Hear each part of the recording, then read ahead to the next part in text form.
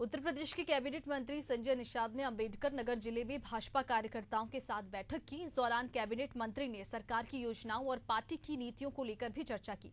हमारे संवाददाता ने उनसे खास बातचीत की है, आइए आपको सुनाते हैं। नमस्कार, मैं हूं पंकज मिश्रा। इस समय हमारे साथ कैबिनेट मंत्री संजय निषाद जी बैठे हुए हैं। लोकसभा चुनाव के रिजल्ट आने के बाद पहली बार इनका अंबेडकर नगर में दौरा हुआ है और सरकार की जो योजनाएं हैं और जो इनके विभाग हैं उसके विषय में इन्होंने यहां पर आज समीक्षा बैठक भी की है और पत्रकारों से एक वार्ता भी किया है और योजनाओं को बताया है और आगामी क्या सरकार की योजना मत्स्य विभाग को लेकर रहेगी उसकी भी इन्होंने चर्चा की है। हम इनसे बात करते हैं और इनसे कुछ सवाल जो हैं उनके जवाब लेते हैं। नमस्कार मंत्री जी, एक चीज़ ये बताइए कि जो अभी परिणाम आए लोकसभा का, सबसे बड़ा सवाल यही बढ़ता है कि जो संत कबीर नगर सीट थी वो आपके खुद की बहुत एक निजी सीट थी, उसमें आप नाकामयाब रहे। इसके पीछे आप क्या कारण मानते हैं? नहीं, ऐसा नहीं। संत कबीर नगर है, बहुत लोग हारे हैं, कई मंत्री भी हारे हैं। हवा में कभी कभी हो जाता है ना, ये राजनीति का हार जीत तो राजनीति का एक हिस्सा है, संभावनाओं का खेल है।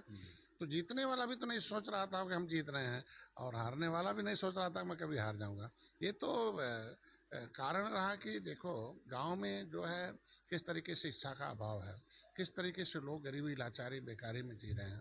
तो ऐसे में जिन लोगों ने वह जो है चूँकि सत्ता में उन्हें आना नहीं था, तो सत्ता में आना नहीं था तो जितना झूठ चाहो उतना बोल लो। तो झूठ बोलकर भ्रम फैलाकर लोगों को भय पैदा करके उन्होंने वोट ले लिया। 8,500 देंगे, आरक्षण बदल जाएगा, वीडियो एडिट कर दिया।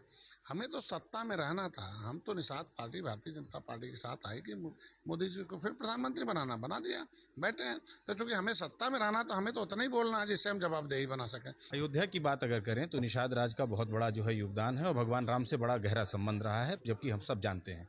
अयोध्या की सीट को आप हारना उसको क्या मानते हैं? कहीं लल्लू सिंह का संविधान वाला बयान या जनता की नाराजगी, दोनों में किसको आप मानते हैं? देखिए, कोई जनता को तो नाराज नहीं, बल्कि उनको हम जो डाल दें उसके सोच में हम क्या पहुंचा देते हैं वही सोचता हो, अपना उसके हिसाब से काम करता है। तो मैंने पहले बता दिया कि मोदी जी के बयान को एडिट करके चलाना, जो पंडित जवाहरलाल नेहरू का पत्र आरक्षण के विरोध में था वो उसको बोला था, तो उन्होंने लोगों को मान लिया कि मोदी जी ने विरोध किया। कर्नाटक में माननीय गृह मंत्री जी का बयान था, उसको भी एडिट किया।